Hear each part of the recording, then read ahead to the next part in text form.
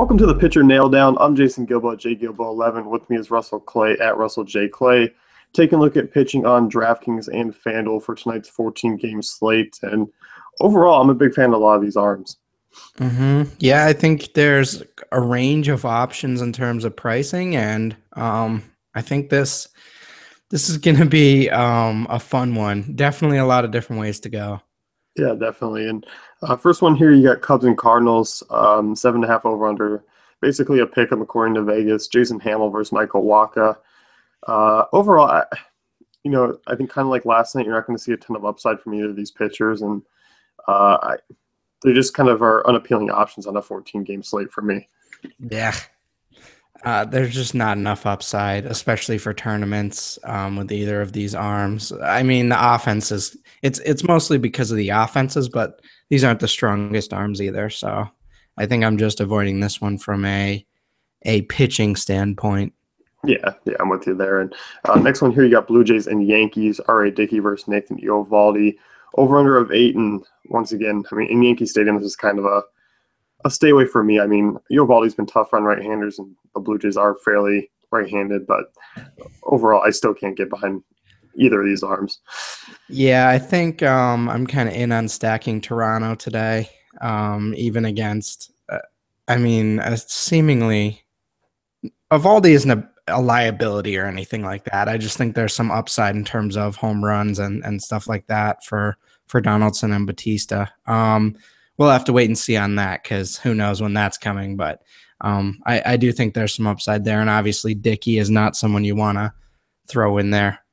Yeah, definitely not. And next one here, finally some two quality arms, except one's pitching quality, one's not.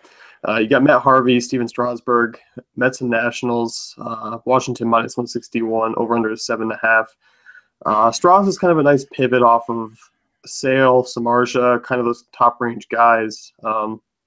His strikeout rate's been phenomenal this season. Price is expensive, but going up against a Mets team that does strike out quite a bit, I think he's certainly in play for GPPs, but I kind of rather spin down to Samardzija or just pay up all the way to Sale for cash gains.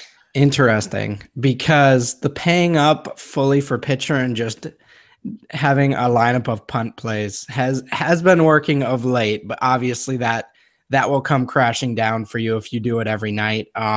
So I think if you want to pay up for two top options, I think Strasburg's all right, but he hasn't quite shown the upside of a Kershaw, a Bumgarner, or even a Cueto last night. You know, he hasn't shown that type of upside of late. Obviously, he does have strikeout upside, though. But I think range of outcomes here, what are we looking at for a ceiling? Probably like 30 to 35, somewhere around there. Yeah, that would probably be my guess. I mean, I think look at his last start. I think double-digit strikeouts and a win is probably likely. So, yeah, I would say 30, 32-ish. Yeah, so, I mean, it's not going to be 40 to 45. So I think just keep that in mind when you're building.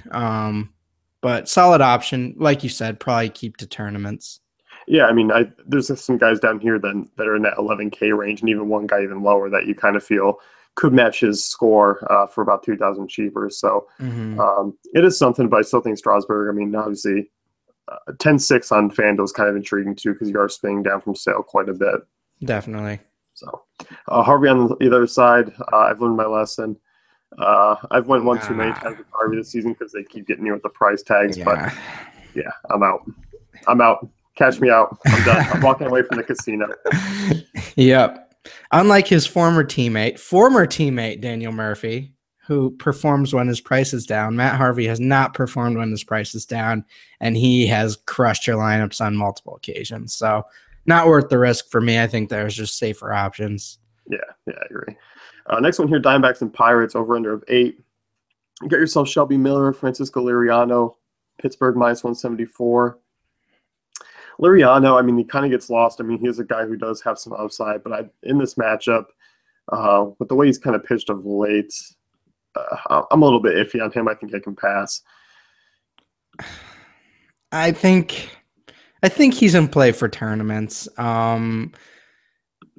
Obviously, you worry about the Diamondbacks lineup, but based on Vegas, it seems like they think Liriano is going to do pretty well today. And obviously that's not the only factor, but I think Liriano does have some upside for the slate. Someone I'm definitely looking at. I don't know how many shares I'm going to have, but I'm definitely going to make some tournament lineups with him.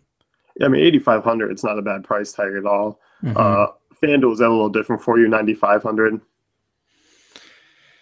I mean, you got Verlander 85, Tillman 86. So I kind of think price considered those are my two options on the big FD. Mm-hmm. Well, I think for FanDuel, I'm probably not touching that range either way. I'm thinking probably just sail. Just sail away with me. Oh, hey. Yeah, no, probably not touching Liriano on FanDuel just because there's really no need. But as an SP2, I'm thinking about it. Let's put it that way. Miller on the other side, I'm not really a big fan of targeting this Pittsburgh offense. Barely gets the job done. They've been hitting the ball well of late, and on a 14-game slate, there's just no need to even consider Shelby Miller. Right. So, next one here, got 7-10 Rockies and Red Sox. Jorge De La Rosa making his first start off at DL. Big 8.5 over/under. Boston -260 favorites. Price has an interesting price tag at 8,900. I'm intrigued because I know the Rockies have done well against left-handed pitching, but they also have an insane 25% strikeout rate. And I mean, Price is a guy who can really dial them up. I mean, he has this entire season. So interesting tournament option. I'm not going to be touching him in cash games, but tournament, I love that price tag. That price is weird. I don't really understand it. What would make the algorithm there put him under 9K? I mean, I don't know. So I'm kind of in on that. I mean, maybe not cash, but maybe cash with the value. I think that's a value, and normally you don't get a value on an ace like that. So obviously he's had some ups and downs this year, but I think that upside is huge. So I guess as I'm describing this, he's more of a tournament play, but as you've sounded out and listened to your own words. And I think you all went on that journey with me. Probably a tournament play, but I mean, a high upside guy for that price, I might think about cash too. On DraftKings, not FanDuel, obviously. On DraftKings. Yeah. I mean, he's had a relatively low floor this season, so I think there is a general concern in cash games. Yeah, but I mean, the price tag really does make you think. Mm-hmm. But I love him in tournaments tonight. Big strikeout rate, and De La Rosa on the other hand. Yeah, he'll probably be high owned in tournaments. Honestly, I would think so. But I mean, if he gets you 30 at that price tag, I don't care if he's 80%. I still want that piece of that because that's a great discount. That's a good point. De La Rosa on the other side, I am not touching him, looking to stack against him on tonight's slate. Right. Yeah. I think that's the normal way of going about things with both him and the Red Sox against pretty much anyone. So, yeah, business as usual there. Yep. Next one here, Phillies and Tigers. You got Jeremy Hellickson taking on Justin Verlander. 8.5 over/under. Detroit -191 favorites. Verlander's price tag kind of site dependent, but overall, he has been pitching very well. Nearly 30 points in his last 3 games. Has gone deep into games, 8, 9, 10 strikeouts over the last 3. He's kind of a slight discount from Strasburg and Sale up top as far as DK goes, and his FanDuel price tag of 8,500 is something I like for tournaments. I think he's kind of that cheap single bullet entry guy that I toss in and kind of build some more hitters around him. He is the anti-Jake Peavy, where he's actually turning it around here as the season goes along. So, yeah, definitely not someone you target. I mean, obviously he had his bumps and bruises early in the year, but it really seems like he's getting hot here. And the strikeout rate is really what you like to see if you're looking to play him. I mean, over 8 in each of the last 3. So, and one was against the Orioles too. So it's not like they were all just the Padres and Braves. So, yeah, definitely intriguing to me. I mean, this Phillies team, young and up and coming, but they're still in the up and coming phase. They haven't fully gotten here yet. And Ryan Howard's in there to strike out all the time. So, yeah, that's a nice 2-3K bump up there. Yeah, Philly's 27th in WOBA against right-handers this year, 21% Yeah. strikeout rate. Verlander's sitting at that 25% clip. So I think this is a solid matchup. I think he's borderline cash game SP2 on DraftKings just with that big price tag. I mean, you kind of got, you got some margin there for 700 more going up against the Padres at home. But, I mean, Verlander's in a good spot against the Phillies as well as a big favorite. So I really don't mind either arm there. All right. Other side, Hellickson, yes, he's been good at times, but I don't think tonight's going to be one of those nights. No, yeah, no. Especially, yeah, I can't do it. Brewers and Braves here, Jimmy Nelson versus Julio Teheran. Over under a 7, Atlanta -107 favorites. Teheran's been very, very serviceable of late, and going up against a heavy right-handed Milwaukee lineup, kind of intriguing. I think kind of a tournament option. There is some upside there, especially with how well he's pitched lately. I think there's upside with both of these guys, and as I kind of went through this slate, it's like I like both of them. I think there is some upside. I don't know how much exposure I'm gonna have after it's all said and done. I actually might have more exposure to Nelson than Terrain, but definitely just tournament plays for me. I think this game kind of stinks a little bit in terms of one of these teams might actually score some runs and get some hits, which you don't normally think with the Braves, but they've actually been pretty sneaky lately. They haven't been a full cupcake. So I'm probably staying away for the most part, but I am going to have some tournament shares is how I'm playing both of these guys. Yeah, I mean, both kind of intriguing as far as the price tag goes. The matchup isn't bad. Turner Field obviously decreases home runs. It's a fairly solid pitcher's park. So I think overall, I mean, it's worth a GPP look. Definitely. Next one here, you have the Angels and Rangers over under of 10. Who is Chacin there? Martin Perez. Texas -117 favorites.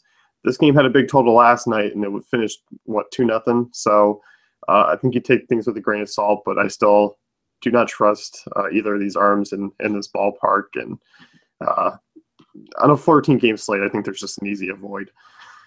Yeah, I don't think there's any reason to do this to yourself. Sometimes it's that simple. Yeah.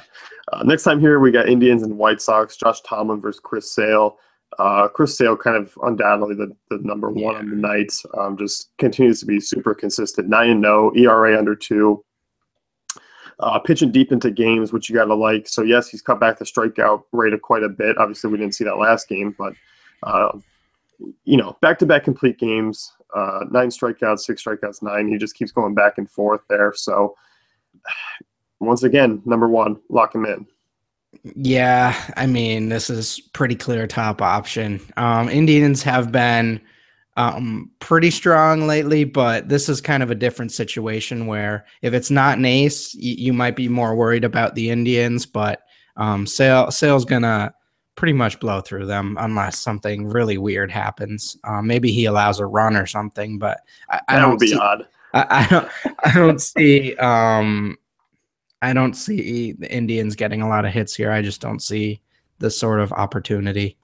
No, the one thing you like is they're striking out quite a bit more this year, about 22% rate. So usually in the past, they haven't been a team that strikes out a ton, but you add in guys like Napoli and Marlon Byrd, they're going to kind of up that rate. So I think Sale's sitting in a perfect spot. Right. And I mean, the Indians lineup is all under 2K on DraftKings. So normally you want to play maybe one-off in a bad matchup or something, but I don't think this is the one to do that with. I think you just kind of avoid them altogether and play Sale in all your cash games. Yeah, definitely. Next one here, you got Rose and Twins, Edson Volquez, Irvin Santana. This one kind of stands alone as far as like the Cubs Cardinals. I just don't think there's anything here with pitchers as far as upside goes. Right. It's kind of a game where, I mean, I'm looking at some Royals bats, but outside of this, I think this is one that I'm not going to have a ton of exposure to hitters and pitchers. Yeah, and just because of the way the slate shakes out in terms of pitching, like composition, 15 points from your pitcher is not going to get it done in a tournament, and that's kind of what I see for these guys. Maybe 2 or 3 runs allowed and 6 hits, maybe one gets a win and gets 18 or something on DraftKings, but that's not going to be enough in a tournament tonight. And in cash, I mean, people are going to be paying up, I think, for the most part. So you need to get a piece of that upside. I'm not really in on these guys either. Yeah, I definitely agree. Next one here, you got Orioles and Astros. Chris Tillman, Doug Fister, 8.5 over under. Baltimore -110. Tillman, interesting arm here, just because you look at this Astro bats. Middle of the road so far this season, a big 25.5% strikeout rate. And Tillman's pitched relatively well, 2.85 FIP. His strikeout rate's up nearly 26%. Intriguing GPP option. I have always had a thing of not really liking Chris Tillman, so the 10-7 price tag bothers me a little bit. But you look at DraftKings. I mean, he's right around 8,600, and I don't mind him. I really don't mind him in GPPs, and I think there is reasonable upside, and he's really shown it. I'm proud of you. I can tell you worked your way through this in your mind. You biased yourself against him, and you've come around and accepted that maybe he's a decent option. I like that. The Astros have been mediocre. I think once you get past this top three, there's really not much to offer. But that top three does kind of worry me on a 14-gamer in terms of chipping away at Tillman. He has a decent tournament play, I think, though. I think a lot of people will be thinking the way I am and kind of brush by him. He might be a little lower owned tonight. So, yeah, tournament arm, I'm definitely in on that. Yeah, I mean, you look at Verlander, 300 more. That should keep his ownership down right away. Same thing on FanDuel. I mean, Tillman's $100 more expensive than Verlander. So I think you can he's an even further pivot off of, those pitchers tonight, and has a great matchup as far as upside goes. But I mean, there is some general risk facing this team with quite a big power ranking. Doug Fister on the other side, I mean, he's been relatively solid this year, but not a big upside guy, and not really targeting him against an Orioles team here in Minute Maid. Nah, if he pulls a Chase Anderson and no hits him or something, then whatever. We'll just accept it and come back tomorrow and talk about how he ruined us all in tournaments. But I don't think he's worth that gamble. No. Next one here, 10 o'clock, Padres and Giants. We got another rematch. We got Jeff Samardzija taking on the Padres. San Francisco -188, over under a 7, taking on Andrew Kashner. A great option here. I like Samardzija. I mean, Samardzija's been a guy who relatively kind of like Chris Tillman, where you don't usually see his price tag up there, but the way he's been pitching, I think he's earned it. You look over his last 8 starts here. 2.66 ERA. Strikeouts have been there. He's been showing that upside that you need for tournaments and cash game safety. I mean, he's been that way for much of the season. So once again, the shark is certainly in play. We are coming for you, Padres. Oh boy. That's Samardzija's a great play. I mean, he's been super solid of late and super solid sort of historically against this Padres team. I think the upside's there. I think the floor's there, and Vegas is there. I mean, pretty much it's all there. So that's a pretty simple one. He's going to be high owned, but worth it in cash for sure as a second arm, and especially an intriguing playoff sale. Yeah, definitely. Because I do think you can kind of work away from maybe him being an SP1 in tournaments. Yeah. And pairing him up with the price with the Verlander and trying to, you're saving a little bit there. That's true too. That's an interesting combination. Yeah. Cash, on the other hand, no way. The guy's been awful for years, even against this Giants team. And I think the Giants could be an actual sneaky stack. Cheap on DraftKings, Cash has been god awful. So, I mean, people are going to be off of them, and I think you can actually pay up at pitching and still get a Giant stack in there. Right. Yeah, I like that. So something to consider. But next game here, we got the A's and Mariners in Safeco. Kendall Graveman, Nate Carnes. Nate Carnes is an intriguing SP2 option just because he's cheaper. He's not going to have huge upside in this matchup, but I think he does offer you some safety. And I do think about that 18-point mark isn't a bad option, especially if you can kind of work some hitters in. Yeah, I think he's really going to have to hit a ceiling in a tournament, and he's really not a cash game option. But in that tournament, I think he's going to have to hit his ceiling for you to really be happy with him. But I think that's intriguing. I think he's in play. Probably not my favorite option, but I might have a lineup or two with him if I'm building 10 or 20. Yeah, I mean, nice park. I mean, you look at the A's. I mean, bottom 10 at WOBA against righties. Nice favorite there, minus 175. So I don't mind him on tonight's slate. Right. As far as Kendall Graveman goes, not really a big fan. Never have been. Sums it up for me. And against weaker arms, you kind of worry about the Mariners. They might be a nice stack. Yeah, definitely. Next one here, you got Reds and Dodgers. No line out yet, but Daniel Wright, Mike Bolsinger. Wright making his debut here. Bolsinger, kind of a guy we've known. But overall, I think both these guys, one, you don't know much about Wright. A right-hander going up against a heavy lefty lineup like the Dodgers. Don't see a ton there. Bolsinger, on the other hand, not enough real upside for me to really consider. No, and it's not – I don't think it's a slate where you need to even think about going down that low in terms of salary for a pitcher. I think there are some pretty reasonable arms in the 8K range that frees up enough salary for you to have to stoop down to that level. Yeah, no, I definitely agree. That's going to wrap things up here with the pitcher nail down. Be sure to check out DaveFantasyCafe.com for all our great tools and content.